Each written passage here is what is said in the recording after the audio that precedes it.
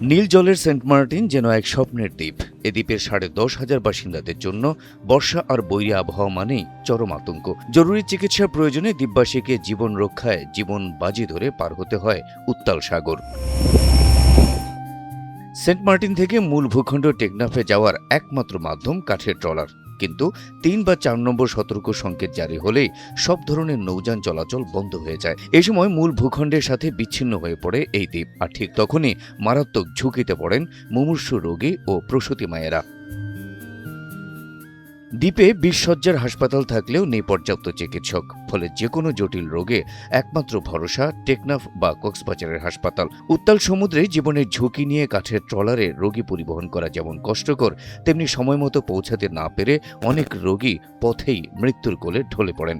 সমাধান করতে গেলে আমাদের একটা অ্যাম্বুলেন্স খুবই প্রয়োজন, যেহেতু অ্যাম্বুলেন্সটা বইরা হওয়ার কারণে খুব স্পিডে আমরা রোগীকে স্থানান্তর করতে পারবো বাইরে হাসপাতাল। একটু সাগর ভালো থাকলে আমাদের এই নাফ নদীর যাওয়া যায়। এখন সাগর যখন উত্তাল মোটেও যাওয়া যাচ্ছে না। 7 দিন পরে 5 দিন পরে এই যাত্রী ট্রলারগুলো ছাড়ে, ওই সময় আমরা যেতে পারি। স্থানীয় বাসিন্দাদের দীর্ঘদিনের দাবি বৈরী আবহাওয়াতেও নিরাপদে চলাচলের উপযোগী সি ট্রাক এবং সি অ্যাম্বুলেন্স। তাদের মতে এই দুটি চালু হলে দুর্যোগের সময়ও অন্তত মানুষের প্রাণ বাঁচানোর পথ খোলা থাকবে। যাতায়াতের জন্য যে আমাদের যে সি ট্রাক আমরা বারবার দাবি করে আসতেছি, একটা সি অ্যাম্বুলেন্সের দাবি করছিলাম, কিন্তু আমরা সরকারকে বারবার বলবো আমাদের সেন্ট মার্টিনের মানুষের যে অধিকার, সেই অধিকারের জন্য আমাদেরকে একটা যদি সিট ট্রাক দেয় তাহলে আমরা হয়তো বর্ষাকালে সুন্দর করে যাতায়াত করতে পারি, কারণ মালামাল সামগ্রী আনতে পারি। চিকিৎসা বলুন ওই দিক দিয়ে বঞ্চিত, খাদ্য দিক দিয়ে বঞ্চিত, শিক্ষা দিক দিয়ে বঞ্চিত। আমাদের এখানে আপনার যে বিদ্যালয় আছে, বিদ্যালয়ে আপনার পর্যাপ্ত পরিমাণ শিক্ষক নেই। যারা আছে তারা একদিন থাকলে 2 দিন থাকে না, 3 দিন থাকে না, ওই রকম পর্যাপ্ত পরিমাণ শিক্ষক নেই। আমরা শিক্ষা থেকে বঞ্চিত।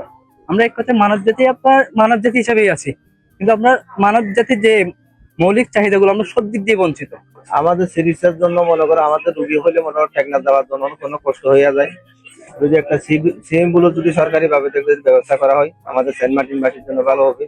আর বর্ষাকালে যাতায়াতের জন্য আমাদের অনেক কষ্ট, যদি আমাদেরকে সেন্ট মার্টিন বাসীর জন্য একটা সিটের একটা ব্যবস্থা করতে, ওইটাই ভালো হবে। দ্বীপবাসীর স্বাস্থ্য সুরক্ষা আর নিরাপদ যোগাযোগ ব্যবস্থার সংকট বছরের পর বছর থেকে যাবে কি আড়ালেই, এমন প্রশ্ন সেন্ট মার্টিনের বাসিন্দাদের।